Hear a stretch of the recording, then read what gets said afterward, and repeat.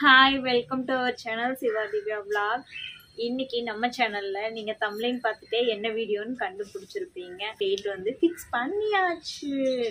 அதை வந்துட்டு உங்க கூட நான் ஷேர் பண்ணிக்க போறேன். வாங்க இன்னைக்கு வீடியோக்குள்ள போலாம்.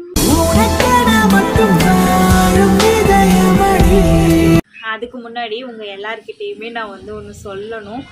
நிறைய வந்துட்டு சேலஞ்சஸ் வந்து நீங்க அடுத்தடுத்து சொல்லிக்கிட்டே இருக்கீங்க இல்லையா?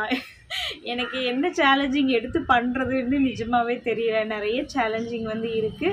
இப்போ நீங்க ஒரு சில சேலஞ்ச் சொல்றீங்க இல்லையா? வாட்டர் வார் சேலஞ்ச் எல்லாம் வந்து சொல்லியிருந்தாங்க. அதுக்கு வந்து இப்போ நான் தம்பியோட ஃப்ரெண்ட்ஸ் அந்த மாதிரி யாராவது இருக்கும்போது தான் பண்ண முடியும். நான் தனியாக வந்துட்டு அந்த சேலஞ்சை வந்து பண்ண முடியாது இல்லையா?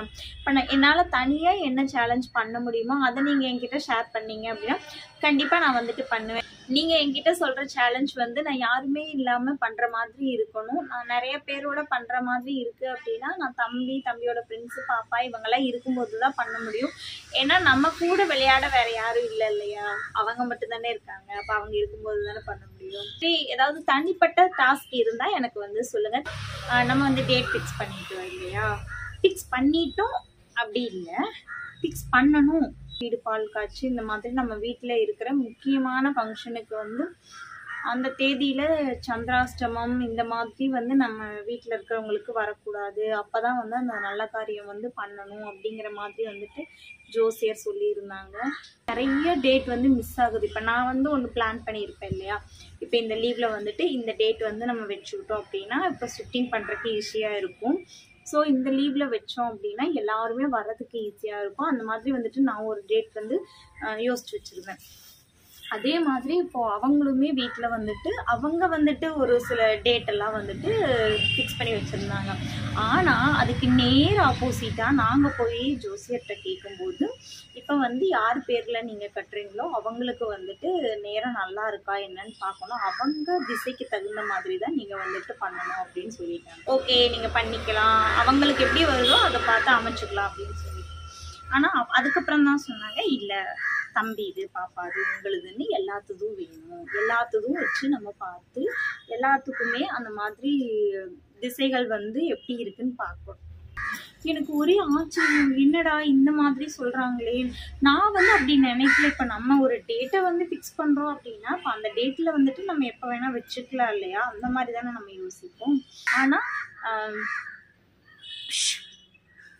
அப்படி அதாவது நம்ம ஒரு ஃபேமிலியாக போகிறோம், இவங்களுக்கு எல்லாத்துக்குமே இந்த மாதிரி திசைகளும் நேரங்களும் கரெக்டாக இருந்தால் மட்டும்தான் நீங்கள் இந்த தேதியை வந்து குறிப்பிடணும் அப்படின்னு சொல்கிறாரு. பட் ஆனால் நாளுன்னு குறிக்கும்போது மற்றவங்க எல்லாத்துக்கும் கம்ஃபர்டபுளாக இருக்கணும்ல. இப்போ வீட்டில் பெரியவங்களாகட்டும் நம்ம எல்லாருக்குமே இப்போ ஒரு சிலருக்கு இப்போ இன்விடேஷனே வைக்கிறோன்னா என்ன இந்த டேட்டில் வச்சுருக்காங்க, என்ன இந்த டேட்டில் வச்சுருக்காங்க அந்த மாதிரி எல்லாம் வந்துட்டு பேசுவாங்க இல்லையா? ஸோ அதெல்லாம் தாண்டிட்டு ஒரு நல்ல டேட்டாக இருக்கணும் அப்படின்னு சொல்லிட்டு யோசிச்சுருக்காங்க. ஸோ எங்களுக்கு வந்து ஒருத்தங்க கிட்ட போயிட்டு பார்த்தோம், அவங்க சொன்னதெல்லாம் ஓகே தான். பட் அவங்க குறிச்சு கொடுத்த நாள் வந்து எங்களுக்கு செட்டே ஆகாத மாதிரி இருந்தது. பட் இந்த 2 டேட்டை விட்டால் உங்களுக்கு வந்து வேறு டேட்டே கிடையாதுங்கிற மாதிரி அவங்க சொல்லிட்டாங்க. வந்துட்டு நம்ம இன்னொருத்தவங்க கிட்ட பார்ப்போம் அப்படிங்கிற மாதிரி வந்துட்டு சஜஷன் பண்ணாங்க. அப்போ அங்கே போய் பார்க்கும்போது அவங்க சொல்கிற இதெல்லாம் வேற மாதிரி இருக்கு. எனக்கு புரியல. எல்லாருமே ஒரே மாதிரி தானே சொல்லணும். ஒரு டேட் தான் ஃபிக்ஸ் பண்ண போகிறோம், அந்த டேட்டுக்கு இப்போ எல்லாருமே ஒரே மாதிரி தானே சொல்லணும். ஒவ்வொருத்தவங்களும் ஒவ்வொரு மாதிரி சொன்னால் அது எப்படி கரெக்டாக இருக்கும்னு எனக்கு வந்து தெரியல. அப்புறம் இப்போ ஃபஸ்ட் டைம் நாங்கள் பார்த்தவங்க கிட்ட வந்துட்டு ஒரு 2 டேட் கொடுத்துருந்தாங்கனால இந்த 2 டேட்டுமே எங்களுக்கு அவங்க இதை விட்டால் இவருக்கு வேறு டேட்டே இல்லைங்கிற மாதிரி சொல்லிட்டாரு. ஐயோ இதை விட்டால் வேறு டேட்டே இல்லைன்னா எனக்கு என்னமோ மனசுக்கு படலை. ஏன்னா இந்த 2 டேட்டுமே எங்களால் முடியாது. அப்படிங்கும்போது தான் சரி அவங்க சொன்னாங்க இன்னொரு சஜஷன் போய் பார்ப்போம். இவங்க வந்து கொஞ்சம் வயசானவரை கொஞ்சம் நல்லா சொல்லுவார். எங்களுக்கு நிறைய ஃபங்க்ஷனுக்கு வந்து சொல்லியிருக்காங்க, நல்லா நடந்திருக்கு, அவங்க சொன்ன விஷயம்லாம் நடந்திருக்கு, நீங்கள் வாங்க அப்படின்னு சொல்லி கூப்பிட்டு போயிருந்தாங்க. அப்போ அங்கே போயிட்டு வந்துட்டு நம்ம பார்த்தது வந்து ஒரு 3 டேட் அவங்களுமே கொடுத்தாங்க. நிறையா டேட் வந்து கன்ஃபியூஸாக இருக்குது. எல்லாருக்குமே ஈஸியான டேட் வந்து எதுவாக இருக்கும்னு சொல்லிட்டு நீங்கள் எனக்கு வந்து கமெண்ட் பண்ணுங்கள்.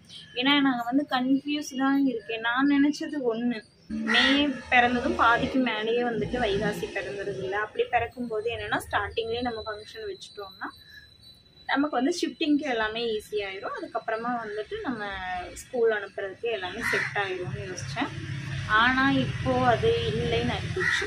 ஏன்னா ஃபஸ்ட்டு எடுத்ததுமே வளர்ப்பிறை இல்லை தேய்பிறைன்றாங்க. அந்த வளர்ப்பிறையில் மட்டும்தான் நம்ம ஃபங்க்ஷன் வைக்கணும்னு சொல்லிட்டேன். எதில் வந்து ஃபங்க்ஷன் வைக்கலாம் என்ன அப்படின்னு சொல்லிட்டு ஒரு மைண்ட் செட்டே இல்லை எங்களுக்கு. ஏன்னா அதுக்கப்புறம் நம்ம வந்து ஷிஃப்டிங் வேறு போகணும், நம்ம இங்கே இருக்க முடியாது, நம்ம ஷிஃப்டிங் வேறு போயே ஆகணும். அது எனக்கு ஒரே கன்ஃபியூஸ்டாக இருக்குது. ஏதாவது சஜஷன் கொடுப்பீங்க அப்படின்னு சொல்லிட்டு தான் உங்ககிட்ட இந்த பதிவை வந்து நான் ஷேர் பண்ணிக்கிறேன். அதனால் நீங்கள் எனக்கு கமெண்ட்டில் வந்துட்டு மறக்காமல் சொல்லுங்கள்.